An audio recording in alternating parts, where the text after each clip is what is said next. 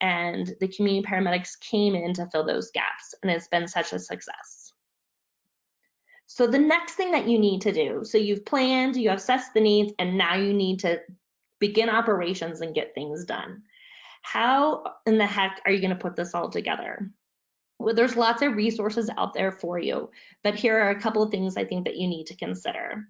You need to look at your medical direction. You need to look at community paramedic programs the same as you look at your 911 program or your critical care program. The medical direction is very crucial. Now, it may not be your 911 medical director. It could be an advisor in and out of primary care, public health, in different realms within your community that have more expertise of chronic disease management and public health and prevention.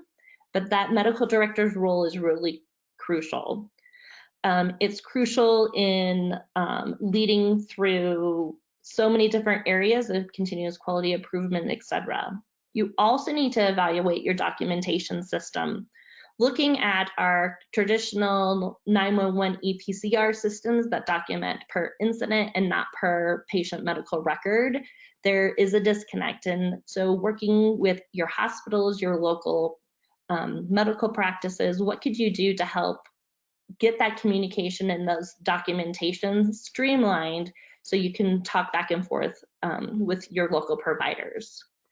So when I look and I think about communication, I think back to the reason why that I am working with Pulsera, and there is such a disconnect in silos of communication, and this chance to be able in this role as a community paramedic to work across all spectrums of the healthcare system and connecting them and communicating. So looking for tools and resources for you to be able to connect the patient's care across all spectrums of care is really important. Telemedicine is another great way to be able to do that, and in the field and connecting back to resources that you may not have or that patients can't access out of their home. Lastly, the last couple of things to think about is how are you going to schedule these patients? How are you going to accept referrals? And then what system are you going to do to close that loop and follow up on visit after visit if you need to go back to do other community paramedic visits, or if you need to link them to other resources in your community. So with that, I want to introduce you to a friend of mine, Dr. Mike Wilcox. He has been crucially involved as the medical director with North Memorial in Minnesota. He has been their biggest champion. He is also, I would say, the grandfather of medical directors across the nation in helping evolve the education, helping evolve documentation and competency, but also he is there and helps them through the CQI process, ensuring that they know that what they're doing is the right thing. Are they missing things in this new realm of out of their comfort zone? Are they ensuring appropriate follow-up? And because of his oversight, this expansion of what North Memorial has been able to do with their community paramedics is allowed this to be the largest health system to be impacted by one of the largest community paramedic programs in the nation. And they're a great model to show how they put together the education, the planning, and ultimately that medical direction to be successful. So as we move on, you need to continually go back, reevaluate how you're doing. You need to evolve. Things are going to be ever changing. At the very beginning, you could say, oh, I think I'm just going to do a CHF program, and we're only going to need to learn about how we're going to need to take care of CHF patients, and we're going to only link with the services with that. But as your community gets a taste of the success and the untapped resources for your CHF program, I guarantee you they're going to want you to do so much more. So continuously going back and to see what can we do to improve, to make this better, to grow and evaluate and always see where you can improve. One great way to do this is to create an advisory group. On a quarterly basis, bring together the stakeholders that you've engaged. Allow them to give you feedback. figure out where you're missing the ball, what can you improve upon, but then celebrate on these huge successes of these huge success stories that we're hearing all over the country. It also is a way for you to collect the data and report back to the advisory group those successes. Collecting the data is not always the easiest thing to do, but it's very important. I've always said, from patient number one, you need to collect the impact that you're having on that healthcare system, the impact you're having on patients, the things you're preventing, what are you improving? And we're going to talk about that data collection in more detail in just a bit. Sometimes it's also hard and you have to ask the tough questions. You need to stop and say, so are things working? Are they working well? What's not working? It's not always what you want to do, but it's something that is very important to the change process, change management, and the continuous need to improve outcomes.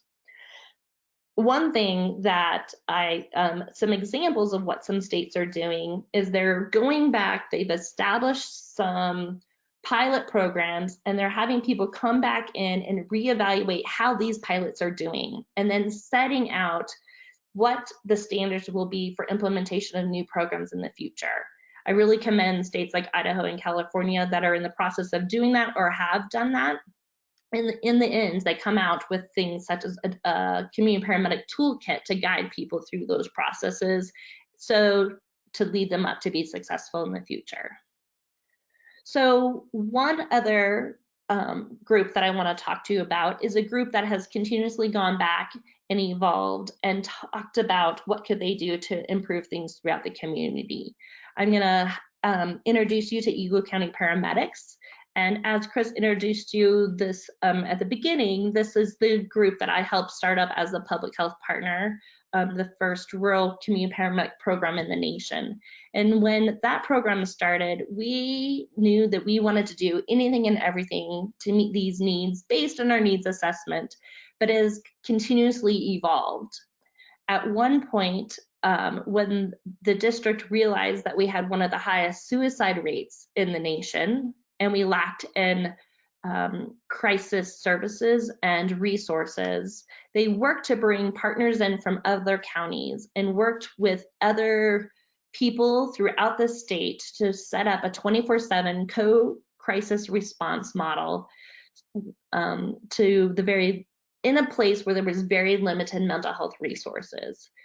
That program continues to evolve. They have decreased the ED visitation. They've even seen a decrease in the suicide rate. But to be able to continuously go back and say, what can we do to improve? What can we do to change things? We may have to change a model that was never even anticipated from the very beginning, but because of that, they are saving lives.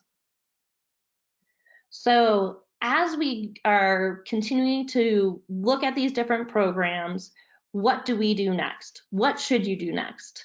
My public health hat on, in the evaluation piece, like I said, measuring your outcomes is so crucial. So there's been a group, and through also with some of the work with this ET3 model, you're going to see where there are this development of national performance measures. So developing measures at your local level of impact, but then also contributing to the national measures is very important. This is how you're going to show value, impact, how you're going to work towards reimbursement in the future. You're going to get payers to then reimburse you. If you don't have that data, how are they going to know how to pay you for all the exceptional work you're doing? So I'm going to quickly go through some of these different elements of the national performance measures. So they're outcome measures, and they're based on outcomes and then the interventions. So the first set is our quality measures. It is they look at how the change of primary care utilization are now these patients that weren't linked to primary care now accessing primary care instead of the ED. We are seeing that in over 50% of the cases that medication inventory and reconciliation is necessary and important. And so how often are you being impactful with helping that with your patients? Are you able to decrease the unplanned acute care utilization in the ED or calling 911? And are you minimizing those adverse outcomes? The evaluation national measures that we're looking at is patient satisfaction and the patient's quality of life. How are the patients perceiving themselves at the beginning of time with community paramedic to how they perceive their lives with the resources and tools and education they now have to be self-sufficient? How, and looking at the rest of the healthcare spectrum and measuring and being reimbursed based on patient satisfaction, this is a way also to start evaluating those quality measures and outcomes. Then looking at utilization, how is the impact of the community paramedic impacting your ambulance transports? If you happen to have a subset of a population that was utilizing your ambulance transports for their ride to the ED, for what their ED they called as primary care, is that now being decreased? In the future, like looking with ET3, is that unnecessary transport for 911, maybe that won't be reimbursed in the future. So what do we need to do now to measure that? And this is one way to look at that. Looking at how you can help keep these patients out of the hospitals 90 days after they've been discharged, or even not having them not go to the hospital for 90 days and taking care of them. And then after they've been admitted to the hospital, making sure they don't go back within the 30, 60, 90 days going forward. The next one is the cost savings. If you're able to provide a community paramedic visit or impact of those resources, the education, linking them to where they need to be, what can you do to save healthcare savings? So looking nationally, we're looking at hospital ED visit savings within that 90-day period, and all causes of hospital admission savings. What can we do to decrease all hospital admissions? And then looking at the emergency department capacity. Going to the emergency department, but then the last measure is the bed consumption and the capacity, especially with our mental health population and how they are waiting for other beds that are, and the resources outside of the ED. What can we do to show the impact of opening up those beds for the patients that really do need the care? And this, to me, really is kind of the future of some of the measures, not only for this, but also as ET3 evolves and we see that grow. So with all of that information, I want to take you back to something. I want you to also remember that need in that process change that Chris talked about in that initial slide, and all those needs for successful change. Change is not easy at all, but it's necessary, and we know that it can save lives. So let's go back to Chance, my little buddy Chance. Do you know that what happened after 911 was called so many times to the schools to take care of Chance? They called the community paramedic Kevin in to say, Kevin, we've got to help out with Chance. We only have one nurse for our 28 schools. What can we do to help Chance out? So they put a specialized plan in place for Chance, educating the teachers, giving them the resources they needed to be able to handle Chance, giving them training to be able to administer the medication that would decrease the chance of his seizures. They would review and put this in place at the beginning of the school year, at every break. Any chance that, anytime that more seizures were coming or there was a new change in the treatment plan, the community paramedic would go out yet again and work with the school team, with Chance and his mom, in order to make sure that he could successfully function into the system. He now has become very active in his school. They have changed all school district policies, and every child with any healthcare need now gets the special plan in place, their care plan per se. And because of this, Chance is functioning and just doing fantastic. He has gone to the point of getting and finding other innovative treatments. He has hiccups every now and then, but now they have a plan to take care of him, and he's no longer having those 180 seizures a day. But if the community hadn't come around, identified that need, if a community paramedic hadn't been so patient to say, what can we do to help Chance out? I don't know where Chance would be today. To summarize, I think as you're looking at this, this is community paramedicine 101.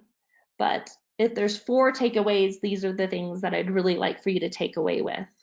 1, I want you to engage those partners and your stakeholders. You cannot buy enough lunches or go back to them and get that feedback from them and that buy-in.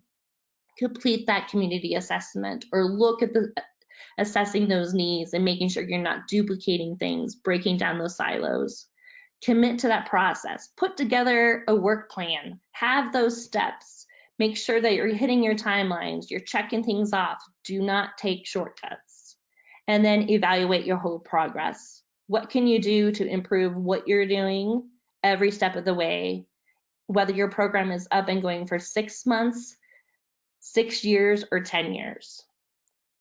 So with that being said, I do know that we will be able to provide for you. We have this 12-step process for developing your community paramedic program. This is a handout that we're going to be providing for you guys after this webinar. But with that being said, I think we're going to open this up for questions and see what we can do in the last couple of minutes just to help you guys through this next phase of changing the healthcare system.